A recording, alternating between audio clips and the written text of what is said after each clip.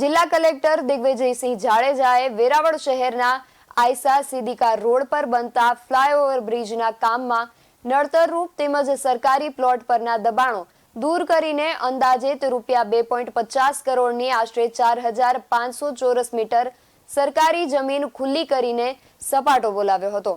તંત્ર દ્વારા વેરાવળ શહેરના રેલવે ફાટક પર ફ્લાયઓવર બ્રિજની કામગીરી અને સર્વિસ રોડ બનાવવામાં નડતરરૂપ દબાણો દૂર કરવા માટે અગાઉ નોટિસ પાઠવવામાં આવી હતી, પરંતુ આ દબાણો દૂર કરવામાં આવ્યા ન હતા. તેથી સરકારી મશીનરી સાથે આયસા સિદ્દીકા રોડ પર આવેલ આ નડતરરૂપ અને સરકારી જમીન પર આવેલા દબાણ દૂર કરવામાં આવ્યા હતા.